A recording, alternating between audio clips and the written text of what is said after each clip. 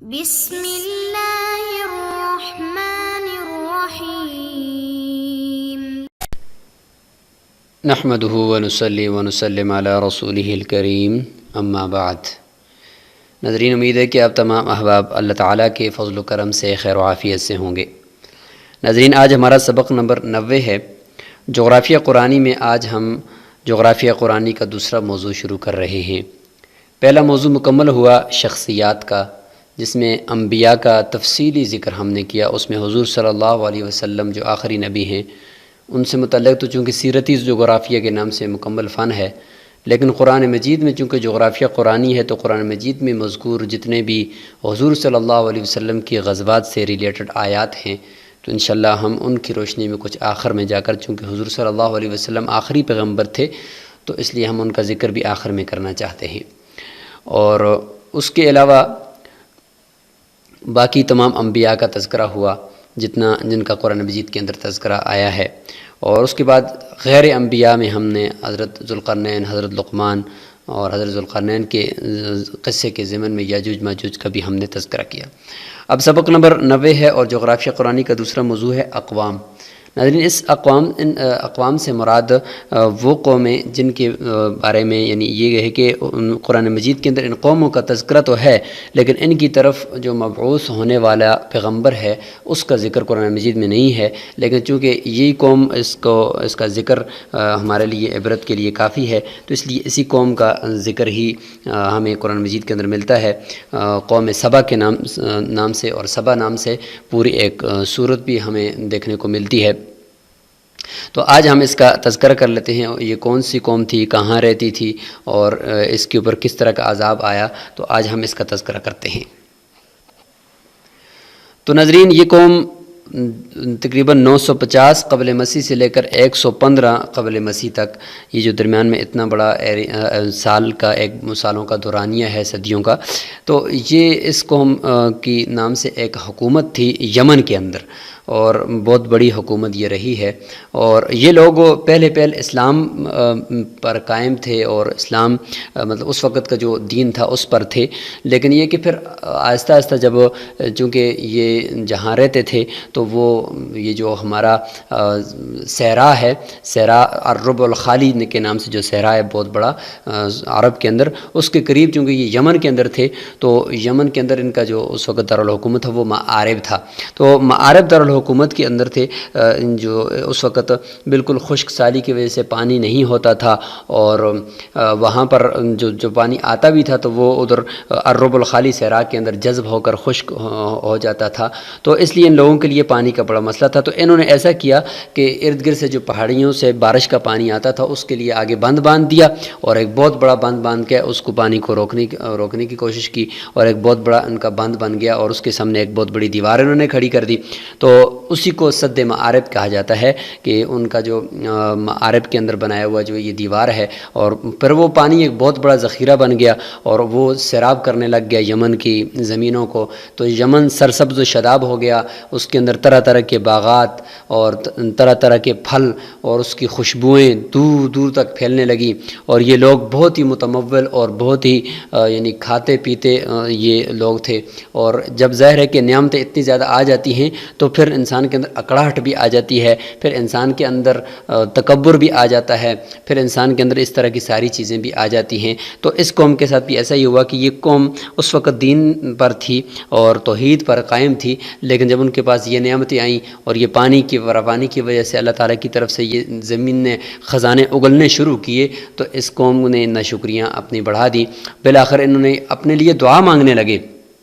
کہ اے اللہ، ہمیں اتنی زیادہ جو سہولت مل چکی ہے، ہمیں کوئی تھکاوٹ نہیں ہوتی، سفر کے دوران بھی تھکاوٹ نہیں ہوتی، تو اے اللہ ہمیں کوئی پریشانی دے دے، ہمیں کوئی تکلیف بھی دے دے تاکہ ہم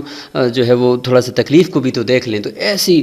یعنی وہ ناشکری کرنے لگے اور اللہ تعالیٰ سے یہ مانگنے لگے، تکلیف کو مانگ رہے تھے، لیکن جب شرک میں مبتلا ہوئے اور اللہ تعالیٰ کی وحدانیت کا انکار کیا تو اللہ تعالیٰ نے ان کو دکھایا کہ وہی جو بند تھا، وہی جو قوم سبا کا جو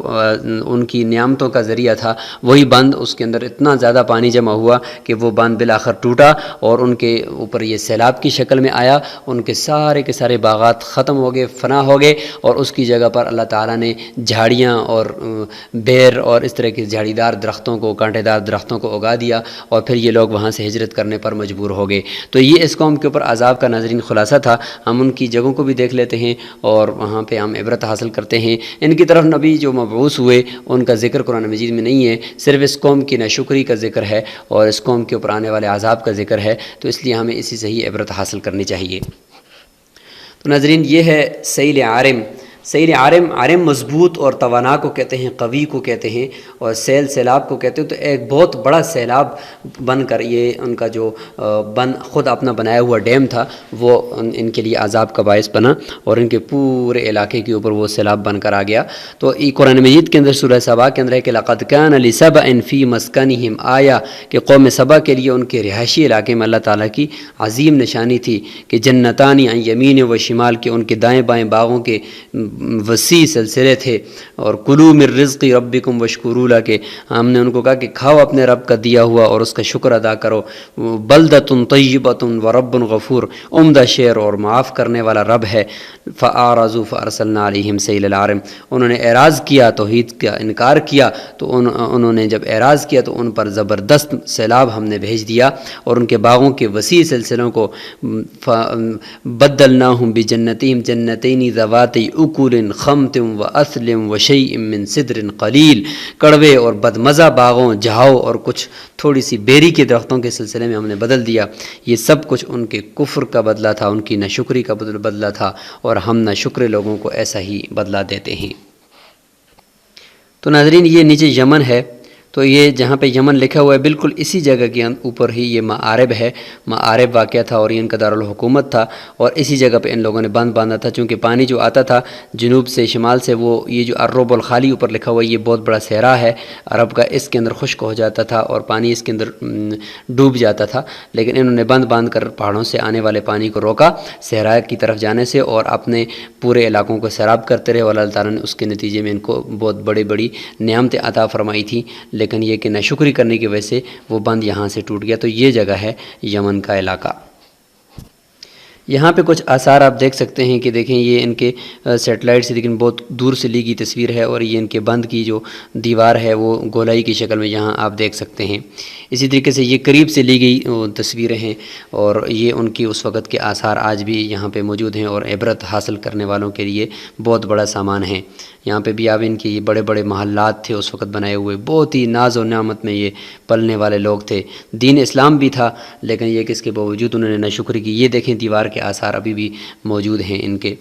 اور یہ بھی اس بند کی کو ایک حصہ ہے جہاں سے یہ بند ٹوٹا تھا، اس جگہ کا یہ یہاں آپ دیکھ سکتے ہیں اس کو۔